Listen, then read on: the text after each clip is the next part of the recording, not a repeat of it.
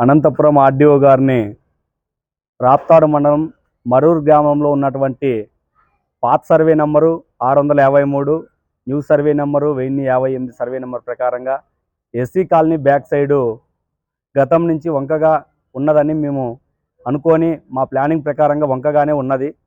కానీ సార్ దగ్గరికి వచ్చిన తర్వాత మాకు క్లారిటీగా వచ్చింది.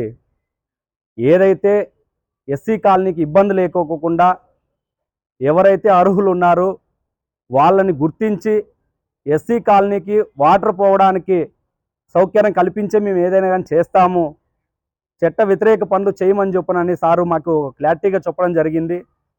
మేము రాప్తాడు తహసీల్దార్ మేడం కూడా ఒకటే కోరుకుంటున్నాం, మేడం మీరు ఏదైనా చేయాలనుకుంటే చట్ట పరిధిలో కాలనీకి రేపొద్దున ఇబ్బంది లేకున్నట్లు చేయండి.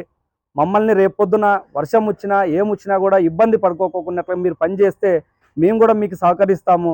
చట్ట వ్యతిరేక పనులు చేస్తే మాత్రము దళిత సంఘాల లీడర్లుగా మేము అడ్డుకుంటాం. తప్పితే మేము మాకి ఏ కాలనీలో కానీ ఎవరికైనా పట్టాలు ఇవ్వకూడదనే ఉద్దేశం ఏమీ లేదు. మాకి ఏదైనా కానీ ఇవ్వచ్చు, చట్ట పరిధిలో ఇవ్వండి, అక్కడ అర్హులను గుర్తించండి. ఇల్లు ఉన్న వాళ్ళకి ఇల్లు ఇవ్వద్దండి, లేని వాళ్ళకి ఇల్లు ఇవ్వండి. అక్కడ వాటర్ పోవడానికి కాలగా వంకగా ఫస్ట్ తీసేసిన తర్వాత ఇవ్వండి. మాకు కూడా సార్ కూడా చెప్పారు, అదే ప్రకారంగా మేము కూడా చేస్తున్నాము.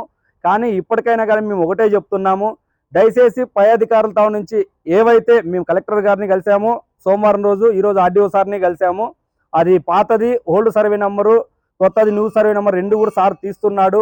మేడం గారు కూడా సాయంకాలం రమ్మని చెప్పారు.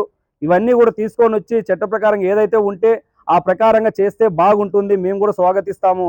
లేని వ్యతిరేకం చేసే పక్షంలో మాత్రం మేము మాత్రము వ్యతిరేకిస్తాము. అదేవిధంగా ఈ రాప్తాడు మండలంలో చెప్పుకుంటూ పోతే ఈ రాప్తాడు ఎంఆర్ఓ మేడం వచ్చిన తర్వాత మన కలెక్టర్ సార్ చెప్పిన మాట ప్రకారం ఏమిటి అంటే, మేడము చట్ట వ్యతిరేక పనులు ఎక్కువ చేస్తుంది అనేది సార్ దృష్టికే తెలిసింది. దయచేసి మేడం తమరికి ఒకటి తెలియజేసుకుంటాం, ఎందుకంటే మీరు కూడా మా దళిత మహిళలు, మీరు కూడా హోదాలో ఉన్నారు, మండల డివిజనల్ అధికారిగా ఉన్న తర్వాత మీరు దయచేసి చట్ట వ్యతిరేక పనులు చేయొద్దండి. ఏదైనా కానీ కాలనీకి ప్రజలకి మంచి కలిగించి ఆ ప్రకారంగా మీరు చేస్తే మేము స్వాగతిస్తామని చెప్పనని కూడా మేము ఈరోజు మీడియా మూలకంగా తెలియజేసుకుంటున్నాం.